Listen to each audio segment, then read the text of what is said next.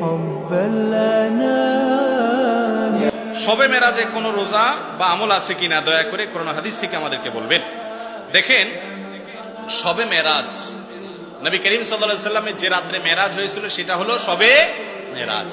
সেটা হয়েছে 1400 বছর আগে, 1400 বছরেরও বেশি সময় আগে এটা হয়েছে। এখন কি কারোর মেরাজ হয়? তাহলে মেরাজ তো একবার হয়েছে নবী করিম সাল্লাল্লাহু আলাইহি সাল্লাম, এটা কি প্রতি বছর করে ঘুরে ঘুরে আসে? মেরাজ তো প্রতি বছর আসে না।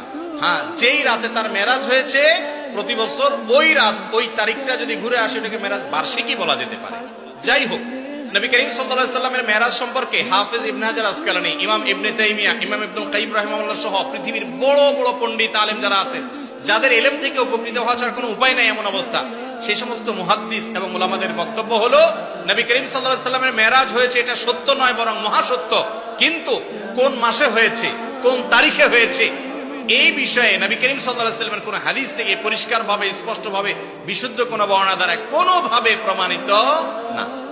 আমরা যারা 27 তারিখকে, রজবের 27 তারিখকে শবে মেরাজ উদযাপন করি, আমাদের এই উদযাপনের কোনো ভিত্তি নাই। আমার কথা না, ইবনে হাজার আসকালানী রাহিমাহুল্লাহ বলেছেন যে অনেকে এটা করে, এর কোনো ভিত্তি, গ্রহণযোগ্য কোনো ভিত্তি নাই।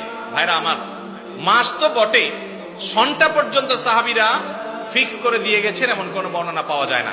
অনেকে বলেছেন রমজান মাসে মেরাজ হয়েছে, অনেকে বলেছেন রজব মাসে হয়েছে, অনেকে বলেন জিলকদ মাসে হয়েছে, অনেকে বলেছেন রবিউল আউয়াল মাসে হয়েছে। এই সবগুলোর ব্যাপারে মুআররিখিন এবং ইতিহাসবিদদের, মুহাদ্দিসদের মন্তব্য আছে। বিধায় 27 রজব মেরাজ হয়েছে এই মর্মে কোন বিশুদ্ধ বর্ণনা নাই। এটা হলো প্রথম কথা।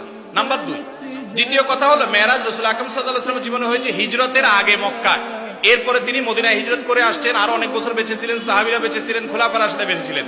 প্রতি বছর একবার করে একটা রাতকে মেরাজের রাত হিসেবে উদযাপন করা, রাতে আমল করা, দিনে রোজা রাখা, এর কোনো বর্ণনা না রাসূল আকরাম সাল্লাল্লাহু আলাইহি ওয়াসাল্লাম থেকে প্রমাণিত, না খোলাফায়ে রাশিদিন থেকে সাব্যস্ত, না সাহাবায়ে কেরাম থেকে সাব্যস্ত। কথা কি বুঝাতে পারছি? কোন বিশুদ্ধ হাদিস থেকে এরকম কোনো কিছু প্রমাণ হয় না। যেই রাতটা ফিক্সই না, সেখানে সে রাতের আমল আবার দিনে রোজা রাখা কিভাবে প্রমাণ হতে পারে? বিদায় শবে মেরাজ কেন্দ্রিক কোন রোজা অথবা কোন নামাজ রাত জেগে করার নির্দেশ কোরআন অথবা হাদিস থেকে সাব্যস্ত বা প্রমাণিত নয়। কথা কি বুঝাতে পারছি?